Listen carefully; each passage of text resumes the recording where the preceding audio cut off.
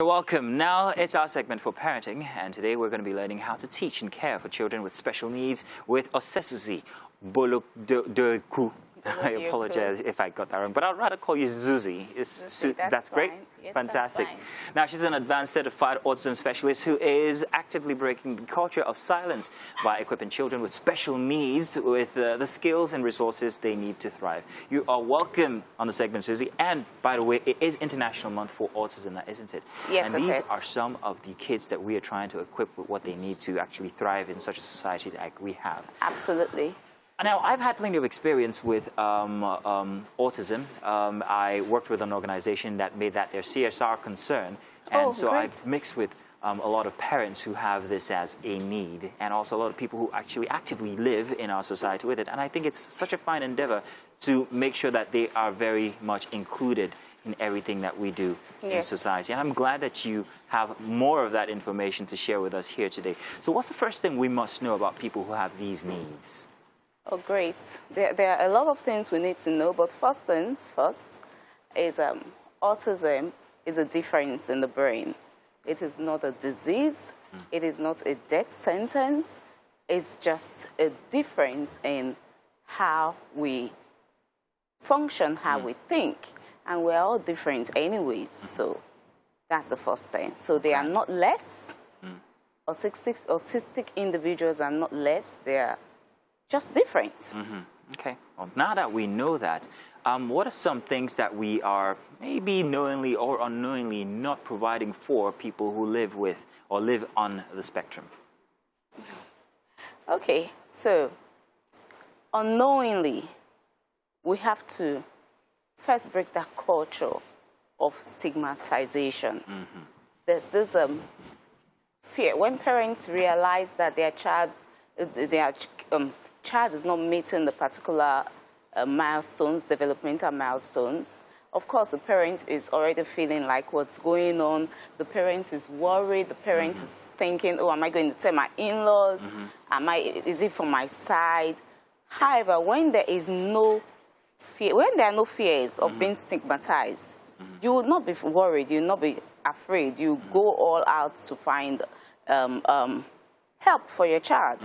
So first and foremost, I think we should get to a place of not just awareness, acceptance, the place of acceptance, and that's the only place where we can be included, where there can be proper inclusion, actually. Okay. So first off is our own reorientation. Reorientation, absolutely. Destigmatizing the situation. Absolutely. That is first, so that's mental. So now, physically, what help can we render as individuals in society, as parents, as people who have relatives that have wards or children that live with autism? So if I'm going to live here with anything, it's you knowing what to look out for. As early as 6 months, there are certain things that, okay, well, yes, we have the CDC developmental milestones, which a lot of organizations have their milestones, developmental milestones anyways. If at 6 months a child is not engaging you, you smile at the child does not smile back. That, number one, is a red indication. flag. Yeah, it's a red flag. And there are certain things, you know, you look out for. Then early intervention. How does early intervention really help now? That's very, very important. Early intervention. I could bring this home. I could bring this to my son. Okay. Right? When he was 17 months and he had some delays, I started working with him. What are these delays? Okay, the delays. It's very important. It's very important. These delays could be, okay, the child is not, there's no eye contact, they avoid eye contact. The child could cry excessively, meaning that perhaps there's an irritation somewhere. The child does not respond to their name. You know, at 6 months, at 8 months, the child will smile at familiar adults. But the child does not respond to their name. The child does not... Children are social beings. They're very communal by nature. The child does not play with other kids. The child just likes to be in their own world.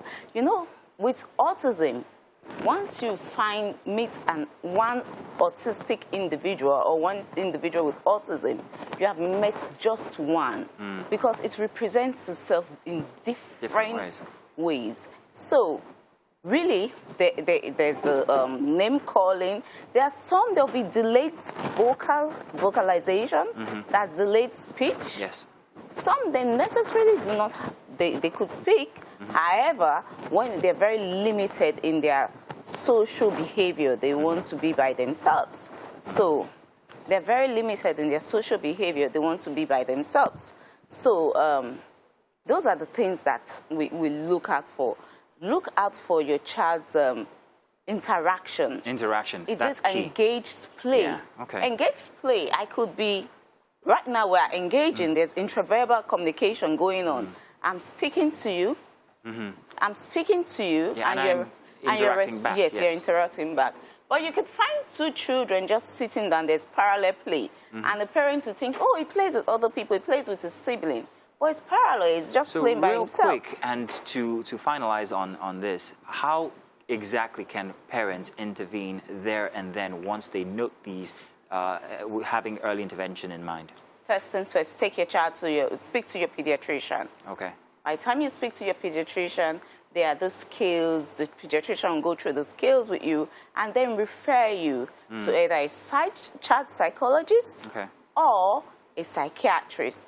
I believe in a multidisciplinary diagnostic where you have a behavior analyst, you have a speech pathologist, you have a child psychologist as well. So everybody assesses this child and will give you a comprehensive report.